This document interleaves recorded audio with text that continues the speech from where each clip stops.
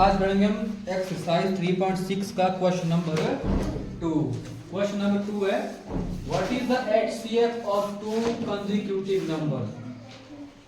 एक पार्ट है नंबर्स के लिए बी है, इवन नंबर्स के लिए सी है, और नंबर्स के लिए अगर दो लगातार नंबर्स है, ठीक है, तो उनका एचसीएफ क्या होगा। अगर दो लगातार इवन नंबर है तो उनका एचसीएफ क्या होगा।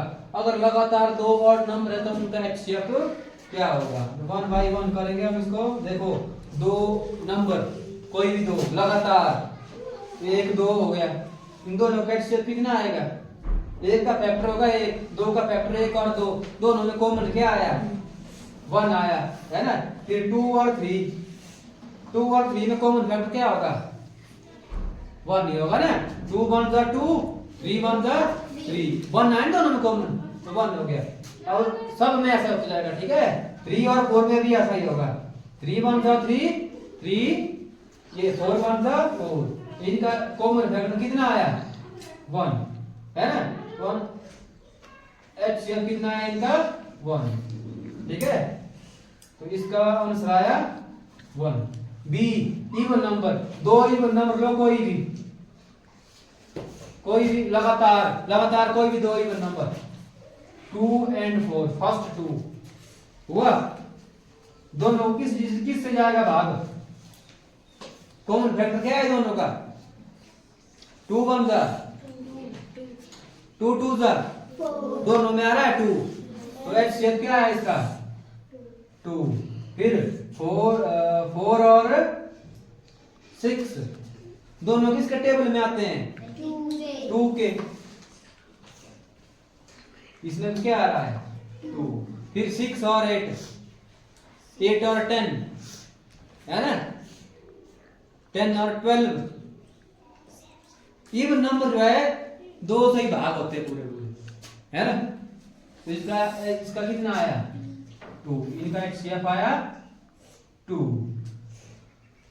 इसका आंसर आया 2। अब ऑड नंबर है, ऑड नंबर लगातार दो ऑड नंबर 1 and 3, है ना, होते हैं लगातार दो नंबर होते हैं ऑड नंबर 1 और 3, इनका एचसीएफ भी कितना आएगा,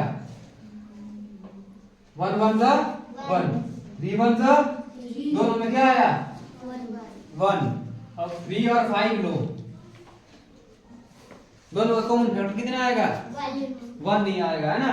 3 1 जा 3, 5 1 जा 5, 5 7 लो,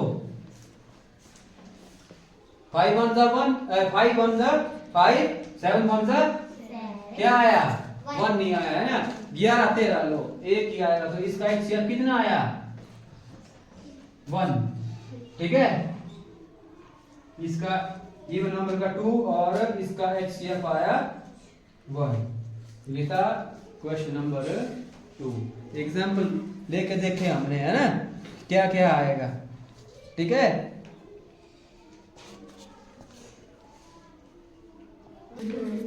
अब है question number 3। HCF of co-prime numbers 4 and 15 was found by as follows factorization। दो को-प्राइम नंबर है 4 और 15 है, इनकी फैक्टराइजेशन की हुई है।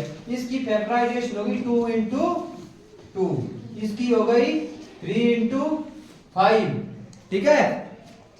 लगा पता।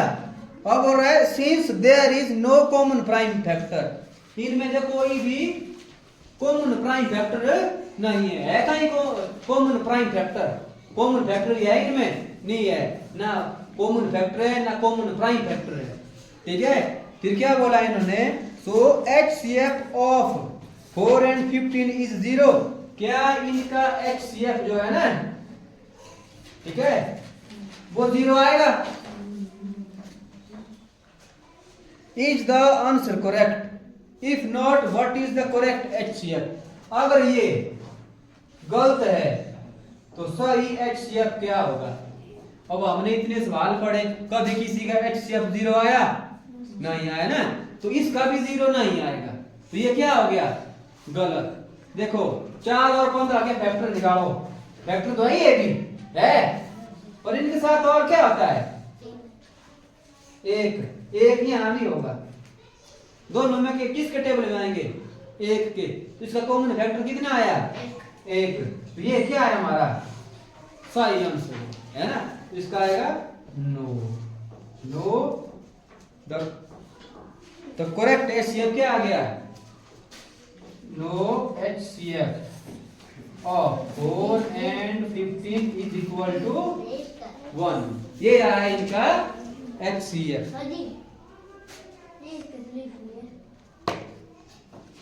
तो ये थी एक्सरसाइज 3.6 खत्म।